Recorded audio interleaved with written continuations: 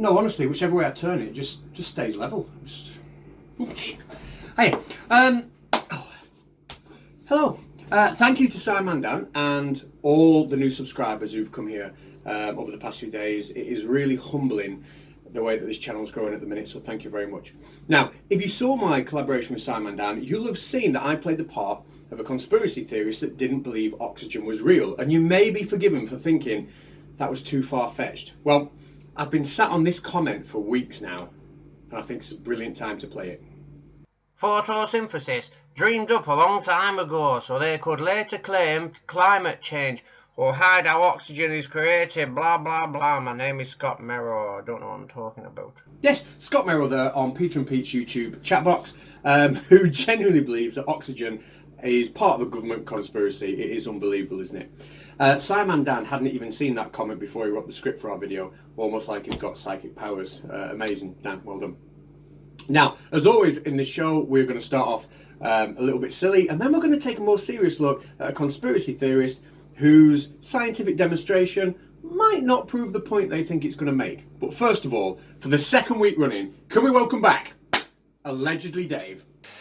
Hi there. You're not Dave, you're Shed Rage Dell. It's not your time yet. I am hugely embarrassed. And so you should be. What do you think my viewers are going to think of you? Absolute imbecilic moron. Yeah. Let's try it again. Allegedly Dave! Hello world. Oh, for fuck's sake. Hello. Oh, Dave, you are here. Listen, I must apologise. In the last video, I farted right next to you and it really stank. I must apologise. You know, I hope it wasn't too bad. You know, I experienced a slight discomfort. Yeah, I think we all did. Anyway, what have you got going on in your life? Day one of the Great Breatharian Experiment. That's right, you embarked on a breatharian experiment. Would you like to tell us a little bit more about what breatharianism is? Well, being a breatharian isn't about not eating and not drinking.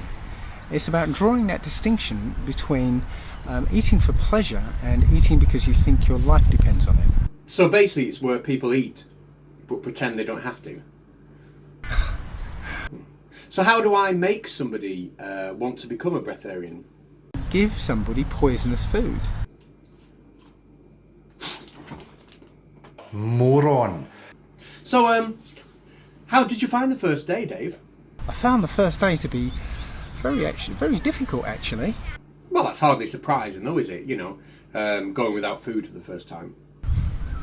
Surprisingly, for somebody who's done a 30-day fast and forgotten to eat for 8 or 9 days. Stop. I'm calling bullshit on anybody who claims they have forgotten to eat for 8 or 9 days. This interview is terminated. Let's get on with the main event. Ladies and gentlemen, the main event!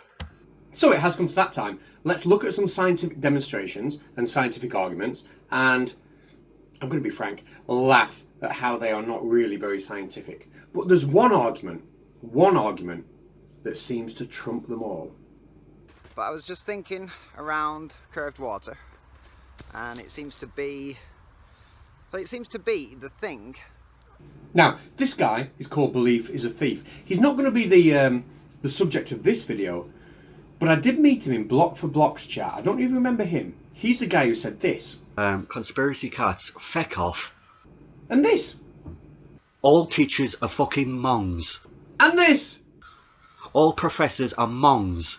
Now, before I get on to the amazing scientific demonstrations we're about to see, Belief is a Thief really hurt my feelings because apparently he analysed the fret marks on my guitar, saw that there were none, and then accused me of being a government shill because I clearly didn't play the guitar and everything about me is fake. It hurts. He's right too. You're a knob. What? You're a knob. I'll be seeing you Saturday, pal. But right now, I've got an experiment to look at which apparently disproves the globe. One experiment to rule them all.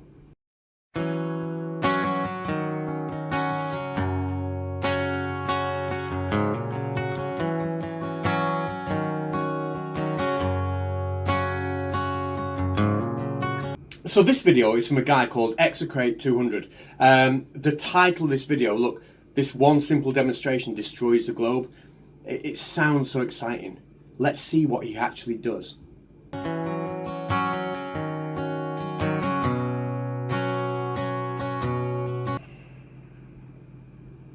You know, this intro is so long, it's driving me to drink.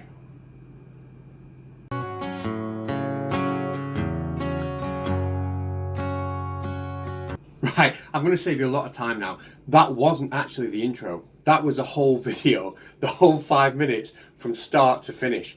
Just turning that beaker, and apparently that destroys the globe. Now, I commented on Execrate 200's video and said, maybe not very scientific, and he called me a knob.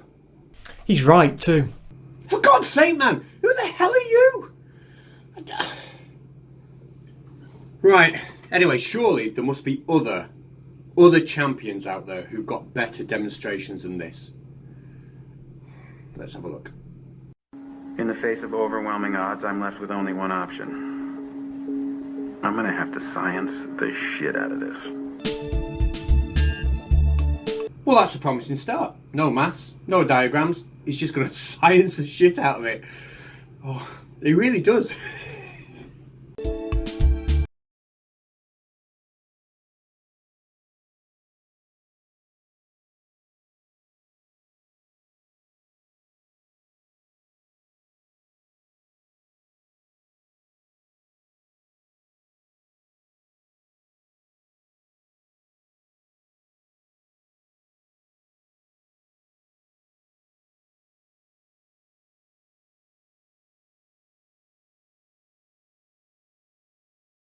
It still doesn't get any better. Would you be surprised if I told you that this was also Execrate 200? We need to leave his channel because it's shit. Let's have a look at Dell and see what Dell's new experiment is. Now, we talk about science, or these people talk about science, and so do many other people, and claim that nobody does anything practical to back up their claims or assertions. So, Mr. Shedrage is back. Thank you, Stargazer Jim, for the term Shedrage. And he's going to show us a scientific demonstration, and I really hope it's better than the ones we've just seen. So I'm going to show some demonstrations here, yet again, for these morons who profess that nobody shows anything practically. Get on with it then, Dell. But please, make it better than the ones we've just seen. I'm hugely embarrassed. I'm probably going to mumble my way through this. Yeah, agreed. But is it better than the ones we've just seen? Oh, shit. It's not going to be, is it? What a surprise. Again, I'm going to be really delicate as I can here to try and get the water to do what I want it to do. And there we can see, look, you can see that the surface has risen above the container. Okay.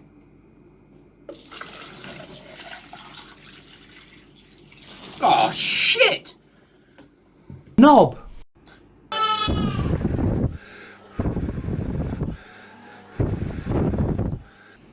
Brilliant, Dell. Amazing. What do you think, pal? I'm ignorant, literally, I don't know. So, Dell, what else have you got? You know, people say, look, curved water on a flat surface. Amazing. Anything else for us, pal? As soon as you apply a wind or any kind of motion, it goes. So these things apply when it is a still, steady body of water. And again, I'm having to demonstrate it in a container. Okay? Now this, look. Oh, drip of water. The water is spherical. Yes, again, adhesion and surface tension. Okay. So clearly, these demonstrations are absolutely farcical. And you'd be forgiven for thinking, are these people for real? You know, do they genuinely think that these demonstrations are supposed to mean something? And if they do, what's going on up here to make them think that? Well, let's have a listen to Gav. Gav is a regular contributor on the channel Beyond the Imaginary Brain. Beyond the Imaginary Curve. Listening to him is fascinating, and it gives you a real insight into what's going on up there. That's why, you have to rely on your common sense, which tells you everything about your direct reality. And anybody who feels they can jettison that and throw it away and disregard it in favor of a TV image or a theory or a concept needs to get fucking real. Gav, that's nonsense. The world is a complicated place.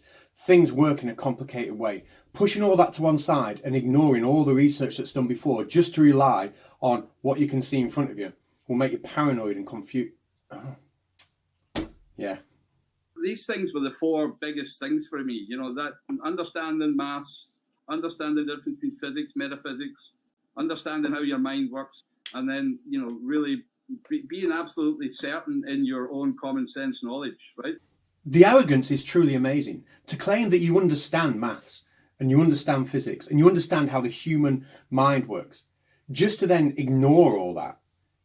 And he's not finished there. He goes on. No matter what stories they come up with, which theories, how plausible they sound, how much imagery is there to support them. If you know basic things like that, then you can see through the bullshit, all the way at the end. So in other words, it doesn't matter how much evidence or how well presented that evidence is. He's not going to believe you.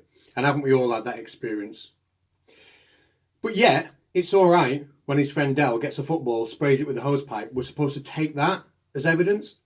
Or when somebody pours water on a table and taps on the table, we're supposed to take that as evidence.